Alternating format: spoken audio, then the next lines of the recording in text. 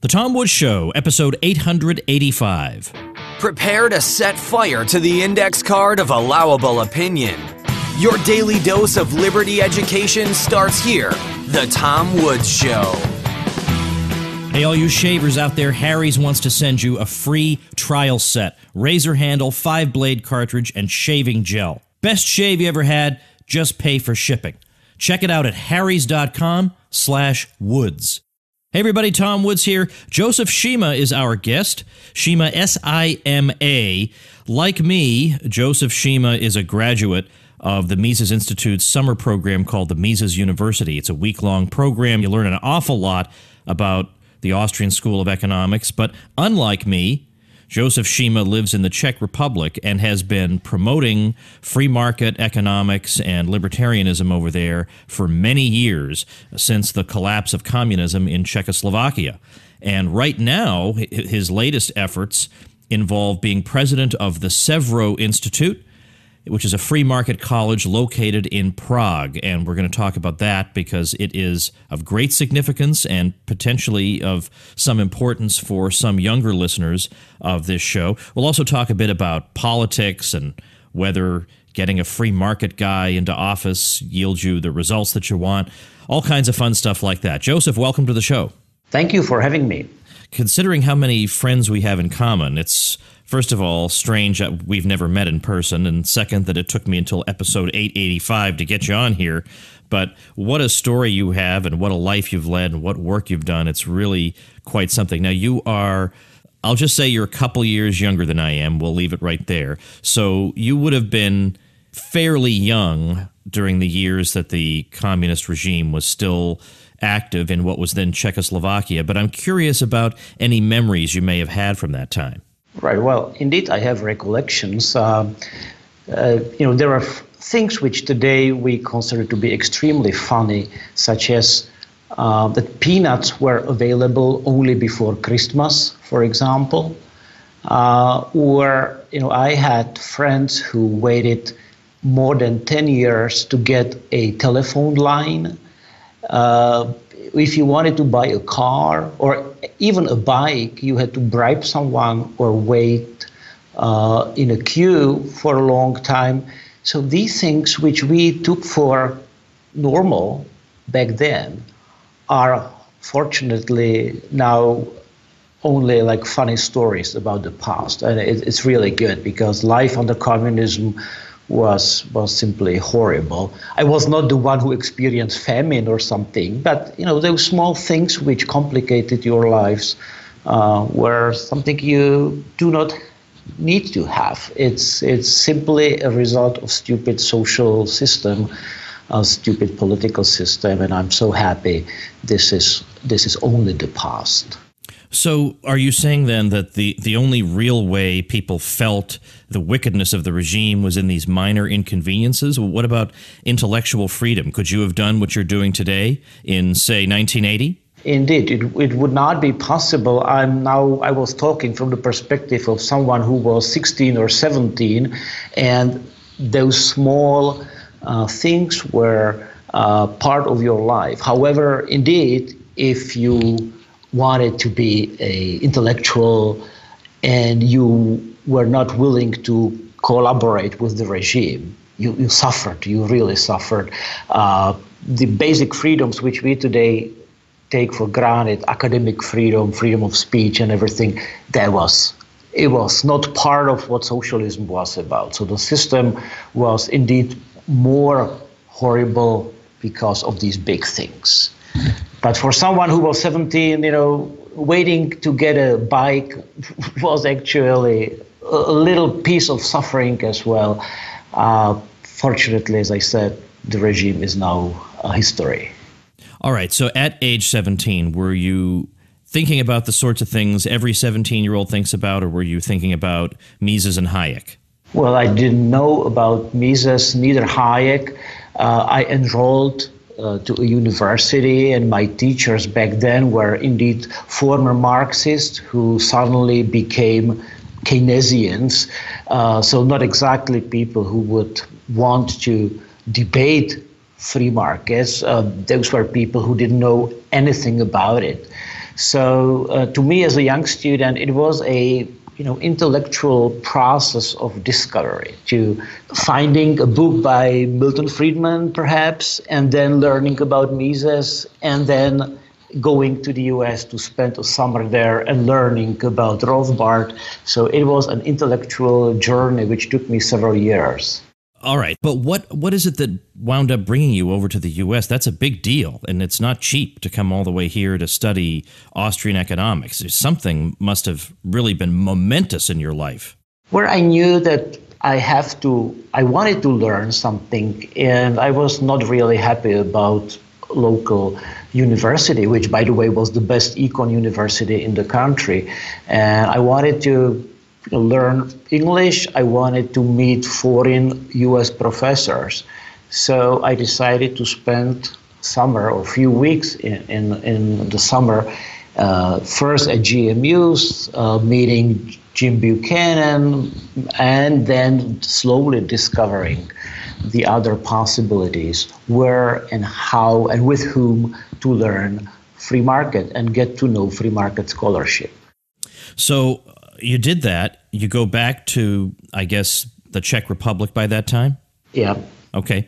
And what's the general mood of the public? I'm curious about that because, all right, people probably are unhappy about communism, but that doesn't mean they embrace what we believe.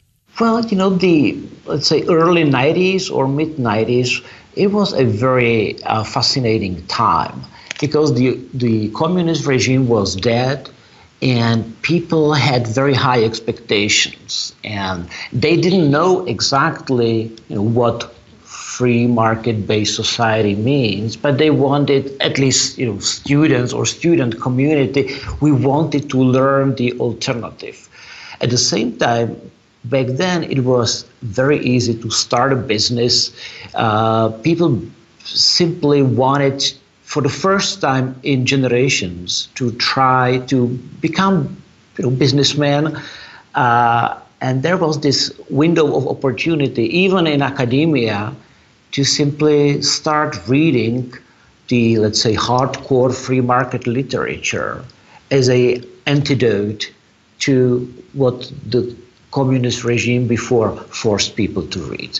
So it was a post-revolutionary time, which was fascinating, and unfortunately, the ethos, this free market ethos, it's not in existence anymore. But I'm very happy I had a chance to live through it and experience this period of trying and looking for intellectual alternatives. So you ended up bringing books from the Mises Institute to Prague.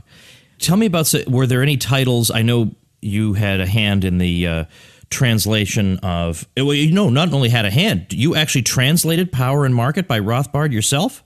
Yeah, I did it myself, yeah. That must be I remember thinking the worst literary project in the world was compiling an index for a book, because I've done that for several books. I hated every minute of it. I hated everything about my life during that project. But translating a book must just be, I don't know. Tell me what it was like. Well, once again, back then I was a PhD student or a young faculty at the University of Economics, and I wanted to teach students something meaningful, and there were no books available whatsoever, which was good, because then imagine a book by Mises or Rothbard got translated, and it meant that it was actually one of, let's say, 2 or 3 books on the subject on the market. So, in a small country where you have some activity of free market groups or free market leaning individuals, you actually can make a big change, because then when, let's say, you wanted to write your master thesis or PhD thesis on banking, and one of the books available was Rothbard, What Has Government Done to Our Money? So you always had on a shelf like a regular, let's say, a textbook, and then the Austrian free market alternative or key book on the subject. So through this, I guess we created in the Czech Republic a very unique intellectual climate, which you do not have in the United States, because simply one more book on free markets doesn't really change anything. It's one of many, but here it was one of very few. And for some time, the activity of translating free market books had some real impact. And we see it today on the way how many journalists think, or what sort of social mood is with respect to some social phenomena. So some of the translations that you either were involved in or had a hand in were of works that, well, I mean, almost all of them be works my listeners would know about. They might not know the Kerzner book, How Markets Work, but everybody knows Human Action by Mises, Man, Economy, and State by Rothbard. I have a list of books that you were in some way either arranged for or did the translations. Did you do the translations of either one of those gigantic books? Well, I did it with a few friends, so let's say gosh, man. I don't know how you're still alive. I mean, what a project that is. I did 1/4 of Human Action and 1/4 of Man, Economy, and State, and was the one who was like the leader of the team of translators. So it was fun. Yeah, okay. Well, if that's the way you think about it, that's wonderful. I'm glad people who think that's fun are in charge of projects like that. So you actually, when you launched the first ever translation of Human Action, yes, that's true, in 2006, and you had Ron Paul and his wife over to Prague for part of that. And it's hard to get him to travel internationally because he doesn't like traveling that much. He doesn't like being in hotels. And yet he did that because of the momentousness of the occasion. Do people in the Czech Republic, at least in libertarian circles, they all get who Ron Paul is? Well, I'm sure most of the people would know.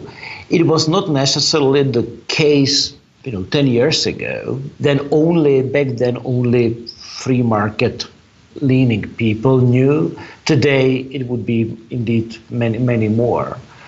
Ron Paul is a known public figure and free market intellectual known to people in the Czech Republic. So since you've been back from Mises University, you've helped to get books translated. You've done the translations yourself. You were with a libertarian think tank there. Now, that's also interesting to me because, again, just because a country moves away from communism doesn't mean necessarily there is any support for what we're doing. Maybe people want the welfare state. Maybe they want a third way economy. What does a Czech libertarian think tank do, and what is it talking about, and how is it trying to make these ideas palatable to people in the Czech Republic in particular?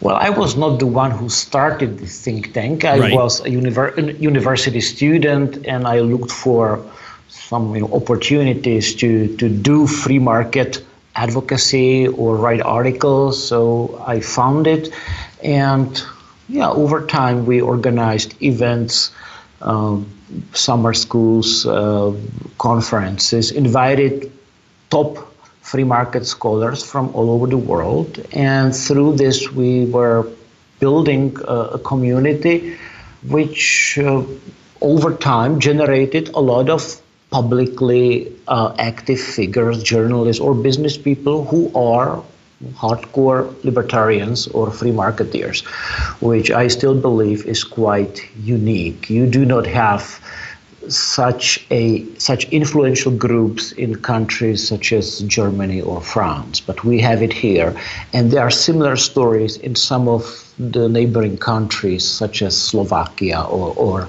Lithuania, which is understandable. In a small country, a dedicated small group can actually be very visible. Right. That's the idea. So you've done summer schools. You've had Joe Salerno over there. You've had Guido Holzmann. You've had Hans Hoppe. You've had David Friedman.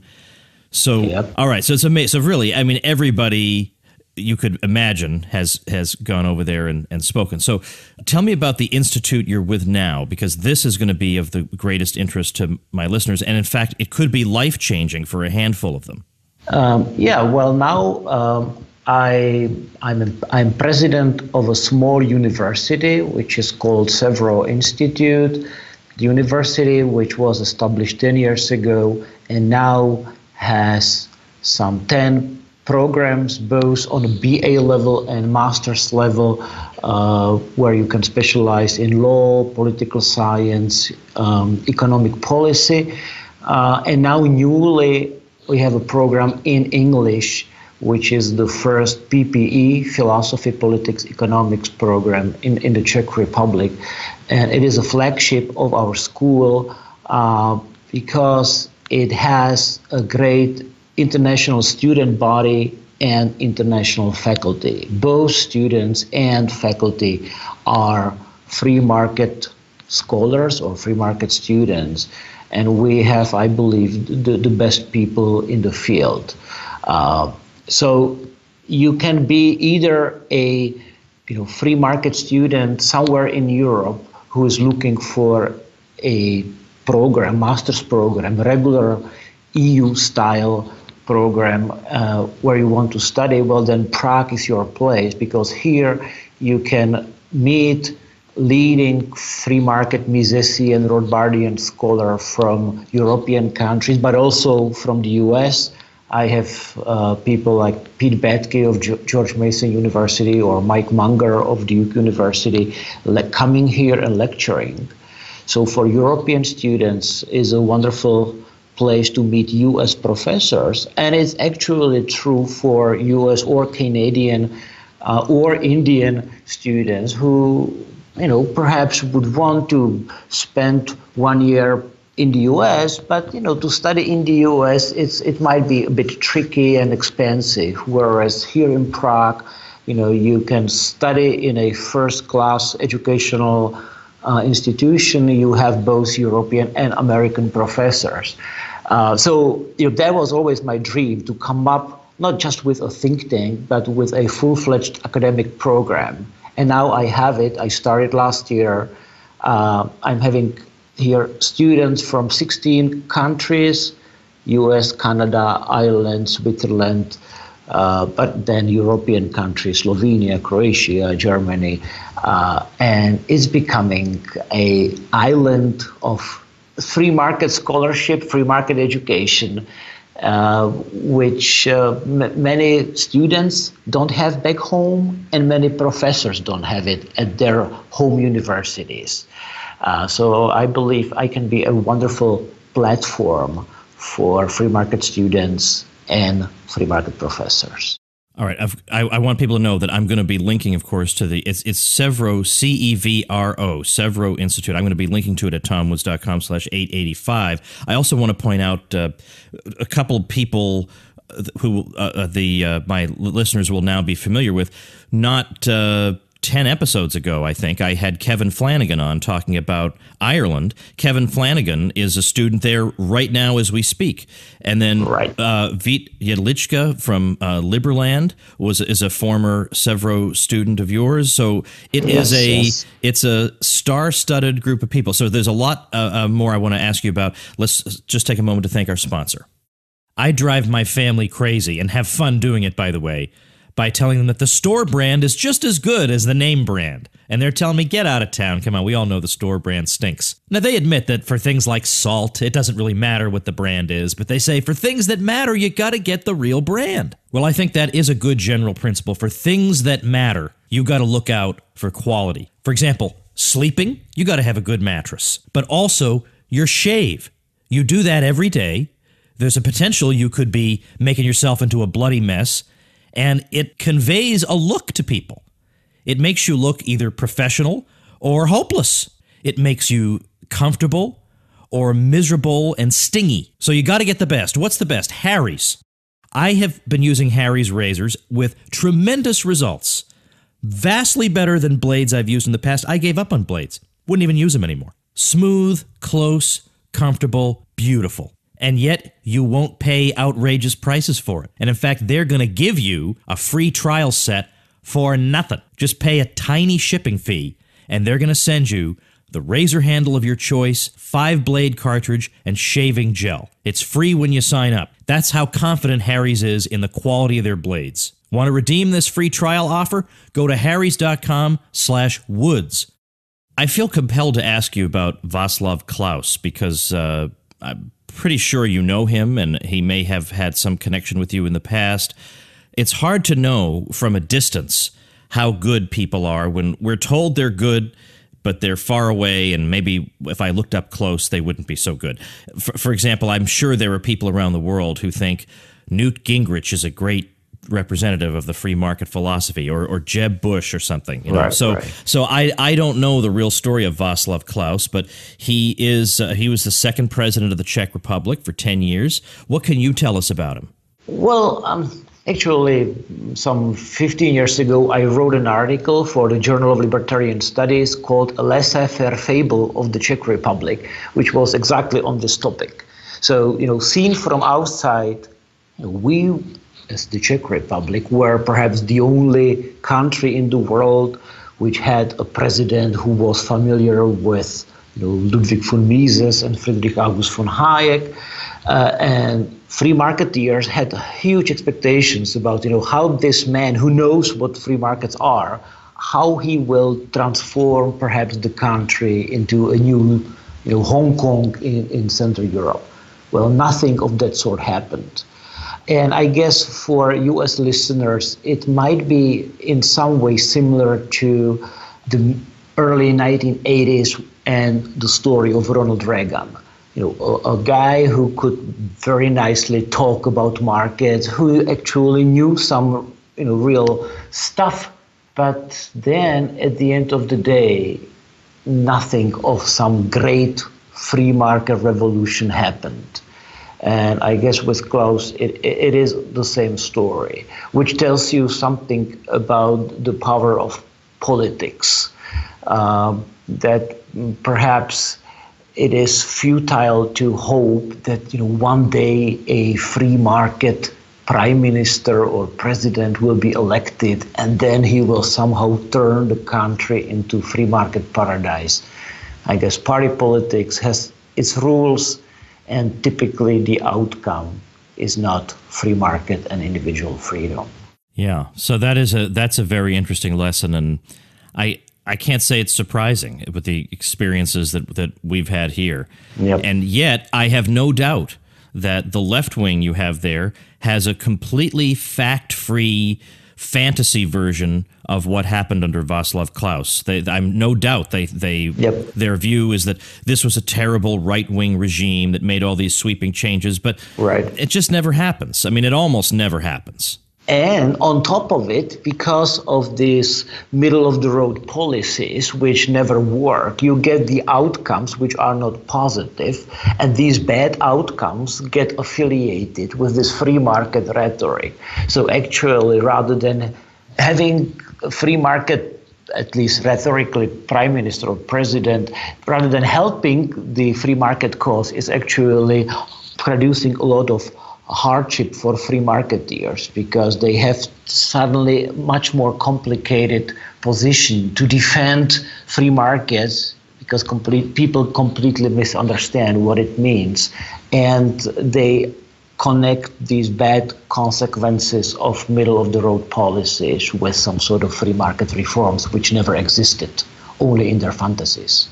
Now, by the way, if a student were to go over there and enroll in your program, is the program taught in English? Oh, the whole program is completely in English. It's accredited in English. And our plan is to have formal partnership with U.S. free market PhD program, so that best students from Prague can actually end up by studying back in the U.S. with the leading, let's say, Austrian economists. And also, I have several scholarships for U.S. students. So the best U.S. students can actually study for free in Prague. Wow. Okay, now you're really sweetening the deal. When we were off the air, so to speak, you were telling me a story of something that happened last month that maybe gives people a feel for what life would be like if they were at Cevro. Right. I strongly believe that the beauty of real university is not that professors lecture and students repeat what professors say, but I want always to present a intellectual conflict of visions, to present a free market perspective and then the alternative. So, for example, last week we had as a visiting professor Guido Hilsman of the Mises Institute and University of Angers, who is a leading first Misesian scholar and then a leading free banker. So Guido came to Prague and lectured about the bad consequences of state interventionism in banking. And then the next week, a few days ago, we had the current vice governor of the Czech Central Bank who gave his story about why you actually have to have central bank and the policies. And now it's up to students to actually challenge professors and make up their minds what actually makes more sense. And I believe this is exactly what universities should offer. But unfortunately, many don't do it. They just present one version of the intellectual take on some situations, and students memorize and never critically think about the real alternatives. The one which stresses the importance of freedom and private property and markets, and the other one which says, well, you have all these market failures, you have to have the state which fixes problems. So that's what we do here. Well, it's really great. And you've got a diverse group of Austrians who are over there, and people are learning from scholars from all over the world. I mean, Guido is a great guy. He is the biographer of Mises. He wrote a tremendous intellectual biography of Ludwig von Mises. I still haven't had him on the show, and I'm not exactly sure why, but I've got to do that. But Matt Mahai from Poland is one of my favorite young Austrians. So smart. I've had him on a couple of times. I'm so glad that he's associated with it. You would get an education if people came to your institute and got a master's degree. They would get an education in economics, the likes of which would surprise them even after this puff piece that I've given them about it. I mean, it really, what an opportunity. If I were of that age and not, a family man with 5 children, I would give my right arm for this opportunity. So I want to make sure people know how to find it. I'm linking to it at tomwoods.com/885. If you were to type into Google Cevro, Cevro, Cevro Institute, and you're in an English-speaking country, the first result will be the English version of the website. So I would direct people there. Does that seem like the best thing? Oh, yeah. Wonderful. All right. Excellent. So let's get some traffic over there. And even if you're not a student, as you're looking at the website, somebody may come to mind. You may say, wait a minute, this might be perfect for so-and-so. Check out what Josef Sima is doing. It is astonishing and great. And it really is a testament to, no doubt you have many colleagues who help you, but really what the vision of one person can accomplish. So Cevro Institute, you want to check that out and potentially apply and get a master's degree in conditions that are beautiful and wonderful, to the point where Kevin Flanagan, whose whole life is based on Ireland and Irish history, is thinking of never leaving Prague. So that must tell you something. It's incredible. Thanks so much for your time, Joseph, and best of luck with the program. All right. It was my pleasure. Thank you for having me. All right, before I let you go, I have a rather unusual kind of website to tell you about that a listener created. It's a person who wants to try to at least promote the most local control of education possible. He says, I don't know if most people in our county are ready to embrace education without the state quite yet, but we're seeking movement in the right direction. The website is used to share a variety of resources we create, such as legislation tracking, political candidate surveys, and grading, as well as references for education alternatives. So the first one is davislocal.ed.org. That's just his home county, Davis County in Utah. And then a statewide site, utahlocal.ed.org. So these might be interesting models for you if you are looking to do the same sort of thing. So davislocal.ed.org, utahlocal.ed.org are the listener websites websites mentioned. They will be linked at tomwoods.com/885. And remember, you get a nice shout out like this and other very, very useful bonuses as long as you use my link when you get your web hosting. Get the details at tomwoods.com/publicity, and I'll see you tomorrow. Become a smarter libertarian in just 30 minutes a day. Visit tomwoods.com to subscribe to the show for free, and we'll see you next time.